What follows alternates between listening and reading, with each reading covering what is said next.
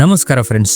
ಪ್ರತಿ ವರ್ಷದ ಹಾಗೆ ಈ ವರ್ಷ ಕೂಡ ಒಂದು ದೊಡ್ಡ ಕನ್ಫ್ಯೂಷನ್ ಶುರುವಾಗಿದೆ. ಅದು ಏನಪ್ಪಾ ಅಂದ್ರೆ ಯಾವ ಮ್ಯೂಚುವಲ್ ಫಂಡ್ ಅಲ್ಲಿ ದುಡ್ಡನ್ನ ಹಾಕಿದ್ರೆ ಒಳ್ಳೆ ರಿಟರ್ನ್ ಸಿಗುತ್ತೆ ಅಂತ. ಇಂಡಿಯಾದಲ್ಲಿ 45ಕ್ಕೂ ಹೆಚ್ಚು ಕಂಪನಿಗಳು, 1500ಕ್ಕೂ ಹೆಚ್ಚು ಸ್ಕೀಮ್ಗಳಿದೆ. ಅದರಲ್ಲಿ ಯಾವುದು ಬೆಸ್ಟ್ ಅಂತ ಹುಡುಕೋದು ಸುಲಭದ ಮಾತು ಅಲ್ವೇ ಅಲ್ಲ. ಅದಕ್ಕೆ ಇವತ್ತಿನ ವಿಡಿಯೋದಲ್ಲಿ ಅದನ್ನ ಸಿಂಪಲ್ ಆಗಿ ಬಿಡಿಸಿ ಹೇಳ್ತೀನಿ. ಸ್ಕಿಪ್ ಮಾಡದಲ್ಲೇ ವಿಡಿಯೋನ ಪೂರ್ತಿಯಾಗಿ ನೋಡಿ. ಮ್ಯೂಚುವಲ್ ಫಂಡ್ ಅಲ್ಲಿ ಈಕ್ವಿಟಿ, ಡೆಟ್, ಹೈಬ್ರಿಡ್ ನಂತಹ ಬಹಳಷ್ಟು ಕ್ಯಾಟಗರಿಗಳಿದೆ. ಆದ್ರೆ ಈ ವಿಡಿಯೋದಲ್ಲಿ ನಾವು ಕೇವಲ ಈಕ್ವಿಟಿ ಮ್ಯೂಚುವಲ್ ಫಂಡ್ ಬಗ್ಗೆ ಮಾತ್ರ ಮಾತಾಡೋಣ. ಅದರಲ್ಲೂ ಮೇನ್ ಆಗಿ 4 ಕ್ಯಾಟಗರಿಗಳು: flexi cap, small cap, mid cap, large cap ಮತ್ತು ಒಂದು ಸ್ಪೆಷಲ್ ಥಿಮ್ಯಾಟಿಕ್ ಫಂಡ್. ಒಟ್ಟು 5 ಫಂಡ್ ಬಗ್ಗೆ ಡೀಟೇಲ್ ಆಗಿ ನೋಡೋಣ. ಈ ವಿಡಿಯೋ ಮಾತ್ರ ಸ್ಕಿಪ್ ಮಾಡೋಕೆ ಹೋಗ್ಬೇಡಿ, ಯಾಕಂದ್ರೆ ಅರ್ಧ ಮಾಹಿತಿ ಯಾವತ್ತಿಗೂ ಡೇಂಜರೇ. ಮೊದಲನೇದಾಗಿ ಫ್ಲೆಕ್ಸಿ ಕ್ಯಾಪ್. ಇಲ್ಲಿ ನಮ್ಮ ಉತ್ತರ ಯಾವತ್ತು ಕಾಮನ್ ಆಗೇ ಇರುತ್ತೆ. ಅದೇನಂದ್ರೆ ಪಾರಸ್ಪರಿಕ್ ಫ್ಲೆಕ್ಸಿ ಕ್ಯಾಪ್ ಫಂಡ್. ಇತ್ತೀಚೆಗೆ ಬಹಳ ಜನಕ್ಕೆ ಒಂದು ಚಿಂತೆ ಶುರುವಾಗಿದೆ. ಅದ್ ಏನಪ್ಪಾ ಅಂದ್ರೆ ಈ ಫಂಡ್ ನ ಸೈಜ್ ಬಂದು 1,33,000 ಕೋಟಿ ದಾಟಿದೆ. ಇಷ್ಟು ದೊಡ್ಡದಾದ ಮೇಲೆ ಅವರು ಯಾವ್ದಾದ್ರು ಕಂಪನಿ ಮೇಲೆ ಇನ್ವೆಸ್ಟ್ ಮಾಡಬೇಕು ಅಂದ್ರೆ ಅಮೌಂಟ್ ನ ಸೈಜ್ ಕೂಡ ದೊಡ್ಡದೇ ಆಗಿರ್ಬೇಕು. ಇದು ಪ್ರಾಬ್ಲಮ್ ಅಲ್ವಾ ಅಂತ ನೀವು ಕೇಳಬಹುದು. ಪ್ರಾಬ್ಲಮ್ ಖಂಡಿತ ಇದೆ. ಆದ್ರೆ ಅಲ್ಲಿನ ಫಂಡ್ ಮ್ಯಾನೇಜರ್ ನ ಪರ್ಫಾರ್ಮೆನ್ಸ್ ಅನ್ನ ನೋಡಿ. ಮಾರ್ಕೆಟ್ ಎಷ್ಟೇ ಕಷ್ಟದಲ್ಲಿದ್ರು ಅವರು ಯಾವಾಗ್ಲೂ ಬೆಂಚ್ ಮಾರ್ಕ್ ಇಂಡೆಕ್ಸ್ ಅನ್ನ ಬಹಳ ಚೆನ್ನಾಗಿ ಬೀಟ್ ಮಾಡ್ತಾರೆ. ಕಳೆದ 3 ವರ್ಷದಲ್ಲಿ ಲೆಕ್ಕ ನೋಡಿ. ಕ್ಯಾಟಗರಿ ಆವರೇಜ್ 16% ಆಗಿದೆ. ಆದ್ರೆ ಇವರ ಫಂಡ್ 22.6% ರಿಟರ್ನ್ ಅನ್ನ ಕೊಟ್ಟಿದೆ. ಕಳೆದ 1 ವರ್ಷದಲ್ಲಿ ಮಾರ್ಕೆಟ್ ಅಷ್ಟೊಂದು ಚೆನ್ನಾಗಿರ್ಲಿಲ್ಲ. ಆದ್ರೂ ಕೂಡ ಇವರ ಫಂಡ್ 8.2% ರಿಟರ್ನ್ ಅನ್ನ ಕೊಟ್ಟಿದ್ದಾರೆ. ಫೆಬ್ರವರಿ ಮಾರ್ಚ್ 2025ರಲ್ಲಿ ಮಾರ್ಕೆಟ್ ಕೆಳಗೆ ಬಿದ್ದಾಗ ಬಹಳ ಫಂಡ್ಗಳು ನೆಗೆಟಿವ್ ಆಗಿದ್ವು. ಆದ್ರೆ ಇವರ ಫಂಡ್ ಮಾತ್ರ ಗಟ್ಟಿಯಾಗಿ ನಿಂತಿತ್ತು. ಸೊ ಒಬ್ಬ ಮ್ಯಾನೇಜರ್ ನ ಕನ್ಸಿಸ್ಟೆನ್ಸಿ ಟ್ರ್ಯಾಕ್ ರೆಕಾರ್ಡ್ ಮೇಲೆ ನೀವು ನಂಬಿಕೆಯನ್ನ ಇಡಬಹುದು. ಈಗ ಸ್ವಲ್ಪ ಟಫ್ ವಿಚಾರಕ್ಕೆ ಬರೋಣ. ಅದೇನಂದ್ರೆ ಸ್ಮಾಲ್ ಕ್ಯಾಪ್. ಸದ್ಯಕ್ಕೆ ಸ್ಮಾಲ್ ಕ್ಯಾಪ್ ಸೆಗ್ಮೆಂಟ್ ಸ್ವಲ್ಪ ಒದೆ ತಿಂದಿದೆ.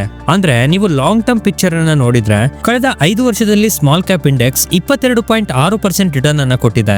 ಸ್ಮಾಲ್ ಕ್ಯಾಪ್ ಅನ್ನೋದು ಸ್ವಲ್ಪ ಡಿಫಿಕಲ್ಟ್ ಕ್ಯಾಟಗರಿ. ಯಾಕಂದ್ರೆ ಮೊದಲ 100 ಕಂಪನಿಗಳು ಲಾರ್ಜ್ ಕ್ಯಾಪ್, ಮುಂದಿನ 150 ಕಂಪನಿಗಳು ಮಿಡ್ ಕ್ಯಾಪ್. ಆದ್ರೆ 251ನೇ ನಂಬರ್ ಇಂದ 500 ನಂಬರ್ ವರೆಗೆ ಸುಮಾರು 250 ಸ್ಟಾಕ್ ಗಳು ಸ್ಮಾಲ್ ಕ್ಯಾಪ್ ಅಲ್ಲಿ ಬರ್ತವೆ. ಇಲ್ಲಿ ಸರಿಯಾದ ಕಂಪನಿಗಳನ್ನ ಆರಿಸೋಕೆ ಎಕ್ಸ್ಪರ್ಟ್ ಆದ ಮ್ಯಾನೇಜರೇ ಬೇಕು. ಹಾಗಾಗಿ ನನಗೆ ಇಲ್ಲಿ ಇಬ್ರು ಮ್ಯಾನೇಜರ್ ಗಳು ಇಷ್ಟ ಆಗ್ತಾರೆ. ಮೊದಲನೇದು ನಿಪ್ಪೋನ್ ಇಂಡಿಯಾ ಸ್ಮಾಲ್ ಕ್ಯಾಪ್ ನ ಮಿಸ್ಟರ್ ಸಮೀರ್ ರಚ್. ಇವರು ಕಳೆದ 9-10 ವರ್ಷದಿಂದ ಇದೇ ಫಂಡ್ ಎಲ್ಲ ನೋಡ್ಕೊಳ್ತಾ ಇದ್ದಾರೆ. ಕ್ಯಾಟಗರಿ ಆವರೇಜ್ 16% ಇದ್ರೆ ಇವರು 20% ರಿಟರ್ನ್ ಅನ್ನ ಕೊಟ್ಟಿದ್ದಾರೆ. ಆದ್ರೆ ಈ ಫಂಡ್ ಅಲ್ಲಿ ಒಂದು ಕಂಡೀಷನ್ ಇದೆ.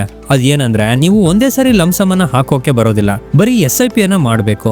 ಇನ್ನೊಂದು ಗ್ರೋ ಸ್ಮಾಲ್ ಕ್ಯಾಪ್ ನ ಮಿಸ್ಟರ್ ಅನುಪತ್ ತಿವಾರಿ. ಇವರು ಮೊದಲು Axis small cap mutual fund ಅಲ್ಲಿ ಸಖತ್ತಾಗಿ ಫೇಮಸ್ ಆಗಿದ್ರು. 2018ರಲ್ಲಿ ಸ್ಮಾಲ್ ಕ್ಯಾಪ್ ಮಾರ್ಕೆಟ್ 18% ಕೆಳಗೆ ಬಿದ್ದಾಗ ಇವರ ಫಂಡ್ ಬರೀ 9% ಮಾತ್ರ ಬಿದ್ದಿತ್ತು. ಅಂದ್ರೆ ಬಿದ್ದಾಗ ಫಂಡ್ ಅನ್ನ ಹೇಗೆ ಕಾಪಾಡಬೇಕು ಅಂತ ಇವರಿಗೆ ಚೆನ್ನಾಗಿ ಗೊತ್ತು. ಈಗ ಇವರು ಗ್ರೋ ಜೊತೆ ಸೇರಿ ಹೊಸ ಸ್ಮಾಲ್ ಕ್ಯಾಪ್ ಅನ್ನ ತರ್ತಿದ್ದಾರೆ. ಅದರ ಮೇಲೆ ಸ್ವಲ್ಪ ಗಮನ ಇರ್ಲಿ. ಈಗ ಮಿಡ್ ಕ್ಯಾಪ್ ವಿಚಾರಕ್ಕೆ ಬರೋಣ. ಒಂದು ಮಾತು ನೆನಪಿಡಿ, ಸ್ಮಾಲ್ ಕ್ಯಾಪ್ ಮತ್ತೆ ಮಿಡ್ ಕ್ಯಾಪ್ ಅಲ್ಲಿ ಒಂದೇ ಸಲಕ್ಕೆ ನಿಮ್ಮ ದೊಡ್ಡ ಅಮೌಂಟ್ ಅನ್ನ ಹಾಕ್ಬೇಡಿ. ಮಾರ್ಕೆಟ್ ಸ್ವಲ್ಪ ಕರೆಕ್ಷನ್ ಆಗ್ತಾ ಇದೆ. ಸೊ ಸ್ಟೆಪ್ ಬೈ ಸ್ಟೆಪ್ ಹಣವನ್ನ ಹಾಕಿದ್ರೆ ಆವರೇಜಿಂಗ್ ಆಗಿ ಸಿಗುತ್ತೆ. ಮಿಡ್ ಕ್ಯಾಪ್ ಅಲ್ಲಿ 95% ಮ್ಯಾನೇಜರ್ ಗಳಿಗೆ ಇಂಡೆಕ್ಸ್ ಅನ್ನ ಬೀಟ್ ಮಾಡೋಕೆ ಆಗೋದಿಲ್ಲ. ಆದ್ರೆ HDFC ಮಿಡ್ ಕ್ಯಾಪ್ ನ ಮಿಸ್ಟರ್ ಚಿರಾಗ್ ಸೆತಲ್ವಾಡ್ ಅವರು 2013ರಿಂದ ಅದನ್ನ ಮಾಡಿ ತೋರಿಸಿದ್ದಾರೆ. ಅವರ ಟ್ರ್ಯಾಕ್ ರೆಕಾರ್ಡ್ ತುಂಬಾ ಸ್ಟೇಬಲ್ ಆಗಿದೆ. ಇನ್ನೊಂದ್ ಕಡೆ ಮೋತಿಲಾಲ್ ಓಸ್ವಾಲ್ ಮಿಡ್ ಕ್ಯಾಪ್ ಕೂಡ ತುಂಬಾ ಚೆನ್ನಾಗಿದೆ. ಆದ್ರೆ ಅವರ ಸ್ಟ್ರಾಟಜಿ ತುಂಬಾ ಅಗ್ರೆಸಿವ್ ಆಗಿದೆ. ಮಾರ್ಕೆಟ್ ತುಂಬಾ ಬಿದ್ದಾಗ ಈ ಸ್ಟ್ರಾಟಜಿ ಸ್ವಲ್ಪ ರಿಸ್ಕ್ ಆಗ್ಬಹುದು.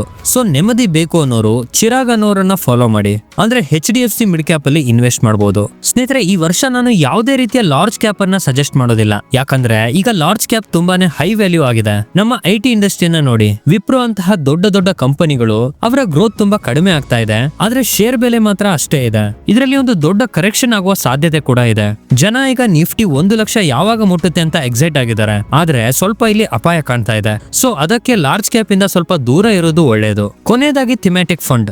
ಯಾವುದೋ ಒಂದೇ ಒಂದು ಥೀಮ್ ಮೇಲೆ ರಿಸ್ಕ್ ತಗೊಳ್ಳೋ ಬದಲು ICIC ಥಿಮ್ಯಾಟಿಕ್ ಅಡ್ವಾಂಟೇಜ್ ಫಂಡ್ ಅನ್ನ ನೋಡಿ. ಇದೊಂದು ಫಂಡ್ ಆಫ್ ಫಂಡ್. ಇವರು ಏನ್ ಮಾಡ್ತಾರೆ ಅಂದ್ರೆ ಒಂದೇ ಸೆಕ್ಟರ್ ಮೇಲೆ ಫೋಕಸ್ ಅನ್ನ ಮಾಡೋದಿಲ್ಲ.